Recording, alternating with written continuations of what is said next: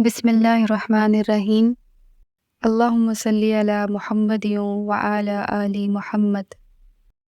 Welcome to my channel Urdu Islamic centre. جمعے کا دن تھا، جبریل آئے، یا رسول اللہ مجھے اللہ نے بھیجا ہے کہ جاؤ میرے محبوب کا حال پوچھ کے آؤ۔ اللہ،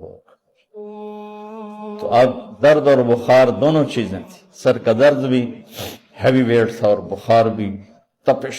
تو آپ نے کہا جبریل تکلیف ہے، تکلیف میں۔ ہفتے کا دن پھر جبریل آئے، یا رسول اللہ مجھے اللہ نے بھیجا ہے کہ جاؤ میرے محبوب کا حال پوچھ کے آؤ۔ پھر آپ نے فرمایا تکلیف میں۔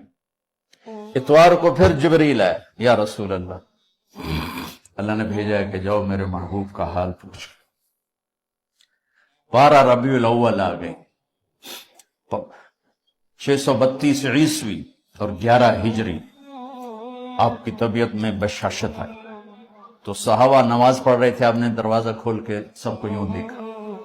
تو حضرت انس فرماتے ہیں ہم سب نماز میں تھے، لیکن جب دروازہ کھلنے کی آواز آئی اور اللہ کے نبی کا چہرہ، تو ہم سب نماز میں یوں ہو گئے، نماز کے اندر ہی سارے اللہ کے نبی کو دیکھنا شروع کر دی، بھول ہی گئے کہ نماز پڑھ رہے ہیں، ایسے گم ہو گئے آپ میں۔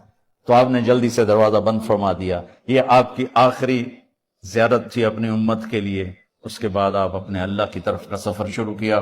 تو اشراق کے بعد آپ نے اپنے بیگمات کو بلایا، ان کو بتایا نہیں کہ میں آج جا رہا ہوں، سب سے ملے، سب کو الوداع کیا اور انہیں بھیجا۔ اس کے بعد آپ نے حضرت فاطمہ کو بلایا، جنت کی عورتوں کی سردار، سب سے زیادہ محبوب بیٹی، سب سے زیادہ جگر کا ٹکڑا، دل کا ٹکڑا، کا جس نے فاطمہ کو دکھ دیا مجھے دکھ دیا، جس نے اسے سکھ دیا مجھے سکھ دیا۔ ان کو قریب کا، بیٹی قریب ہو، تو ان کے کان میں کہا میں جا رہا۔ وہ رونے لگی، تو ہم نے کہا رو نہیں، چند دنوں کے بعد تیری میری ملاقات ہو جائے گی سب سے پہلے۔ تو 6 ماہ بعد حضرت فاطمہ کا بھی 24 سال کی عمر میں یا 25 سال کی عمر میں انتقال ہو گیا۔ ان کو رخصت فرمایا۔